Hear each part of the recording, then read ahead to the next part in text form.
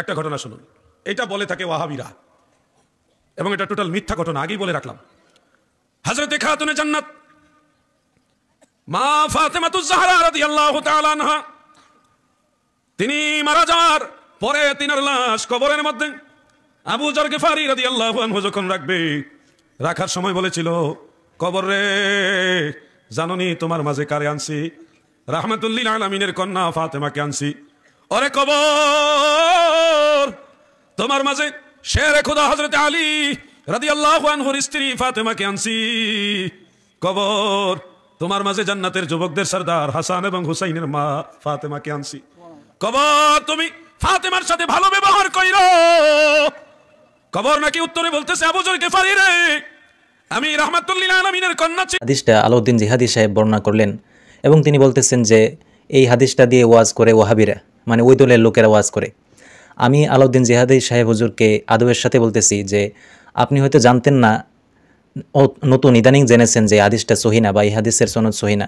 আমরা বহু আগে থেকে জানি যে এই হাদিসের সনদ সহিনা, এই হাদিস সহিনা, এই বিষয়টা আমরা বহু আগে থেকে জানি। এই যে হাদিসটা বর্ণনা করেছেন হযরত আবু যর গিফারি রাদিয়াল্লাহু আনহু, হযরত আবু যর গিফারি রাদিয়াল্লাহু তাআলা আনহু যখন আম্মাজান ফাতেমা রাদিয়াল্লাহু আনহুকে কবরে রাখতেছিলেন, কবরস্থ করতেছিলেন, তখন তিনি কবরকে এইভাবে বলছিলেন। আর কবর বলেছিল যে আমি তো আমল দেখি, আমি মানুষের আমল দেখি, কে আসলো কবরে, কার মেয়ে, কার কন্যা, কার স্ত্রী, এটা আমি দেখি না, বরং আমি দেখি আমল। এই যে হাদিসটা তিনি বুঝিয়েছেন যে এই হাদিসটা মূলত ওয়াহাবিরা বর্ণনা করে, এই হাদিসটা ওয়াহাবিদের বর্ণিত হাদিস। এই জিনিসটা তিনি অত্যন্ত মিথ্যাচার করেছেন এবং তিনি অপবাদ দিয়েছেন।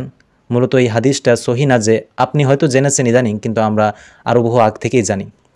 এজন্য ওয়াজ মাহফিলের ময়দানে যেহেতু কাজ করেন, কাজ করার ক্ষেত্রে আরও বেশি সতর্ক হয়ে আপনাদের বয়ান, আপনাদের বর্ণনাগুলা পেশ করা উচিত মানুষের সামনে, যেন ফেতনা না ছড়ায়। কারণ আপনারা ছোটোখাটো বিষয় নিয়ে যদি এভাবে ফেতনা ছড়ান, তাহলে উম্মাহ কখনো এক হতে পারবে না। উম্মাহকে একত্র করা, এক প্ল্যাটফর্মে আনা কখনো সম্ভব হয় না। যেটার পিছনে ওলামায়ে কেরাম কাজ করতেছেন, যেটার পিছনে ওলামায়ে কেরামের বহু মেহনত চলতেছে, আপনারা এখনও এভাবে বিভক্তির চিন্তাভাবনা করলে, ডিভাইডেশনের চিন্তাভাবনা করলে উম্মার মধ্যে ঐক্য কখনোই আসবে না।